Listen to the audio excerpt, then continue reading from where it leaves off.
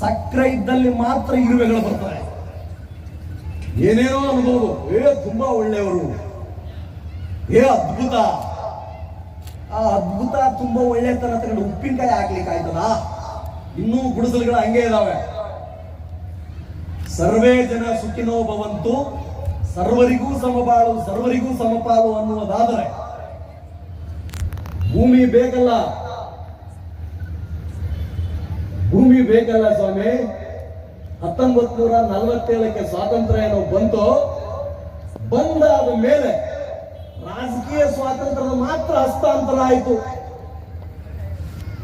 ಯಾರು ಶ್ರೀಮಂತರಿದಾರೋ ಅವ್ರು ಹಂಗೇ ಅವ್ರೆ. ಅಪ್ಪ ಸಾಯ್ತವನೆ, ಮಗ ಬರ್ತವನೆ. ಖಾತೆ ಬದಲಾವಣೆ ಆದಂಗೆ, ಖಾತೆ ಬದಲಾವಣೆ ಉತ್ತಾರ ಮಾಡ್ತಾರಲ್ಲ ಆ ತರ. ಯಾವನಾದ್ರೂ ಒಬ್ಬ ಚಿಕ್ಕ ಒಂಟ ಅಂದ್ರೆ ಸಾಕು, ಬಹಳ ತಲೆ ಮುಂದೆ ಈ ಸೊಳೆ ಮಗನ್ ಏನಾದ್ರೂ ಮಾಡ್ಬೇಕು. ಎಲ್ಲ ಗುರು ಊರ ಗೌಡನ ಹೆಂಡತಿ ಅಷ್ಟ ಬಸರಾಗುತ್ತೆ. ರವಿಚರಣ್ ಅವರು ಒಳ್ಳೆ ಶರ್ಟ್ ಹಾಕಂಗಿಲ್ಲ, ಸಿಪಾಯಿ ಮಗ ಅಲ್ಲವ, ದ್ಯಾಮಪ್ಪ ತಳವಾರ್ಕೇರಿ ಹುಡುಗ. ಇವ ಹೆಂಗಲೇಪ್ಪ ಈ ಮಠಕ್ಕೆ ಬಂದ? 3,000 ಕೋಟಿ ಹುತ್ತೇರಿ ದಿನಕ್ಕೆ 85 ಲಕ್ಷ ಮಾಡ್ಬೇಕಿತ್ತು ಹಂಗಿದ್ರ. ಹೋಗಿ ಕೇಳಿ ಯಾವ್ಯಾವ ಜಿಲ್ಲೆಗಳಲ್ಲಿ ಕೆಲಸ ಮಾಡಿದ್ದೀನಿ. Belgaum, Vijayanagara, Davanagere SP, Hassan, Shivamogga, Mysuru, Bangalore rural, DCP west. ನಾನು ಎಲ್ಲಿ ಬಂದು ಕೆಲಸ ಮಾಡಿ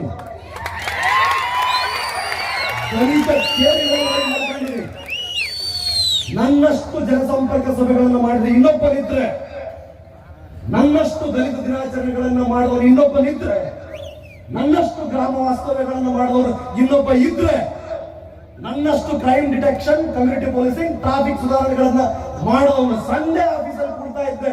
ಹಾಸನದಲ್ಲಿ ಕೇಳಿ, 9 ಗಂಟೆಗೆ ಹೋದ್ರೆ ರಾತ್ರಿ 10 ಗಂಟೆಗೆ ಬರ್ತಿದ್ದೆ.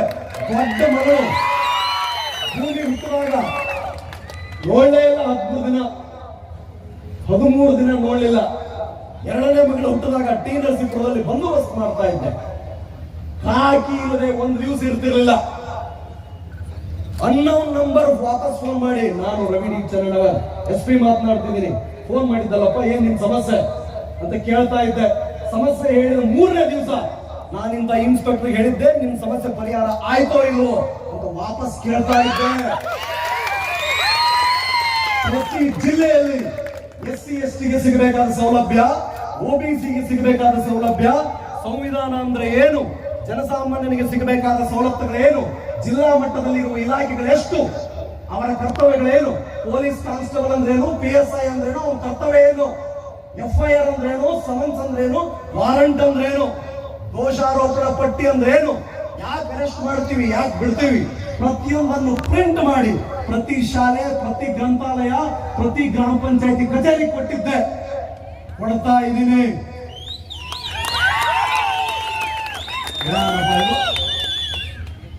ಮಾತಾಡ್ತಾನೆ ಬಾಬಾ ಸಾಹೇಬ್ ಹೇಳ್ಕೊಟ್ರು ಏನಂತ, ಇತಿಹಾಸವನ್ನ ಮರೆತವನು ಇತಿಹಾಸವನ್ನ ಸೃಷ್ಟಿಸಲಾರ.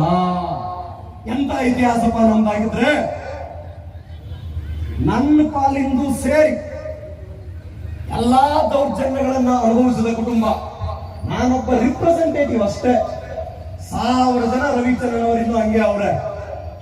3 ಸಾರಿ ಡ್ರಾಪ್ ಔಟ್. ನಾನು SLC ಬರುವ ಪೂರ್ವದಲ್ಲಿ 3 ಸಾರಿ ಗೋವಾ ಕೊಂಡೋಗ್ಬಿಡೋ, ಪುತ್ತೂರು ಕಾಫಿ ಸೀಮಿ ಹೊಂಟೋಗ್ಬಿಡೋ. ಇದೇ ಗದಗ ಶಾಂತ ಹೋಟೆಲ್, ರವಿ ಸೌಕರ್ಯಗೆಲ್ಲ ಗೊತ್ತಿರುತ್ತೆ. Shanta hotel, Vijayalakshmi bar and restaurant, ಅಲ್ಲಿ ಕೆಲಸ ಮಾಡೋದು. Ratnakunj building, seeds factory, soda ಎಲ್ಲ ಮಾಡೀನಿ. ಹೆಮ್ಮೆಯಿಂದ ಹೇಳ್ತೀನಿ, ನಾ ಮಾಡೀನಿ. ನಾ ಇಲ್ಲಿ ಬರ್ತೀನಿ ಅಂತ ಗೊತ್ತಿತ್ತು. ಮಾಡುವ ಕೆಲಸದಲ್ಲಿ ಶ್ರೇಷ್ಠತೆ ಇಲ್ಲ. ಒಂದು ಕೆಲಸ ಶ್ರೇಷ್ಠ ಕನಿಷ್ಠ ಅಲ್ಲ. ಅಣ್ಣ ಬಸವಣ್ಣನನ್ನ ನಾವು ನಂಬುವುದಾದರೆ, ಬಸವಣ್ಣನ ಮೂರ್ತಿಗಳನ್ನ ಪ್ರತಿ ಸರ್ಕಲ್ ಅಲ್ಲಿ ನಾವಿಟ್ಟು ಕಾಯಕವೇ ಕೈಲಾಸ ಅಂತ ಹೇಳುವುದಾದರೆ, ಆಯ್ದಕ್ಕೆ ಲಕ್ಕಮ್ಮನನ್ನ ಕೂಡಿಸಿರ್ಲಿಲ್ವೇ ಅನುಭವ ಮಂಟಪದಲ್ಲಿ?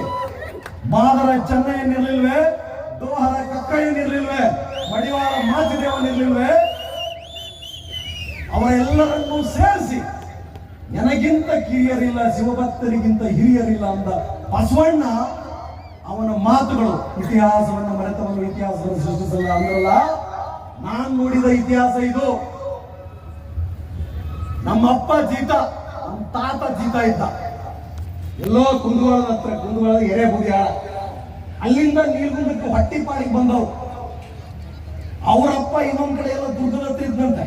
ಹೇಳೋರು ಹೇಳ್ತಾರಲ್ಲ, ಚನ್ನಪ್ಪನವ್ರ ಮಗ ರಂಗಪ್ಪನವ್ರು, ರಂಗಪ್ಪನವ್ರ ಮಗ ದ್ಯಾಮಪ್ಪನವ್ರು, ದ್ಯಾಮಪ್ಪನವ್ರ ಮಗ ರವಿಯಪ್ಪನವ್ರು, ರವಿಯಪ್ಪನವ್ರ ಮಗ ವಿಕ್ರಮಾದಿತ್ಯ. ಅವ್ರ ಪ್ರಕಾರ ಹೇಳೋರು ಹೇಳೋ ಆ ಕಥೆಯ ಪ್ರಕಾರ ನಮ್ಮ ಚರಿತ್ರೆ ಹಂಗೈತಿ. ಹಾಗಿದ್ರೆ ಪ್ರಜಾಪ್ರಭುತ್ವ, ಪ್ರತಿಭೆಗೆ ಬೆಲೆ ಇದೆ, ಎಲ್ಲರಿಗೂ ಸಮಬಾಳು ಅಂತ ಬಾಬಾ ಸಾಹೇಬರು ಜನವರಿ 26, 1950ಕ್ಕೆ ಸಂವಿಧಾನವನ್ನು ಕೊಟ್ಟರು. ಇನ್ನೆಲ್ಲರೂ ಸಮಾನರಂತೆ. ಇನ್ನೊಂದು ಸಮಾನತೆ ಕಾಣಲೇ ಇಲ್ಲ ನಮಗೆ, ಈಗಲೂ ಕಾಣ್ತಾ ಇಲ್ಲ. ಒಬ್ಬ IPS ಅಧಿಕಾರಿ ನಾನು 16 ವರ್ಷ ಸೇವೆ ಮಾಡಿದ್ದೀನಿ.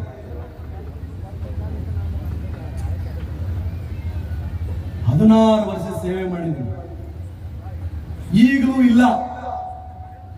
ಬರಬೇಕಾಗಿದೆ. ಯಾವಾಗ ಬರುತ್ತದು?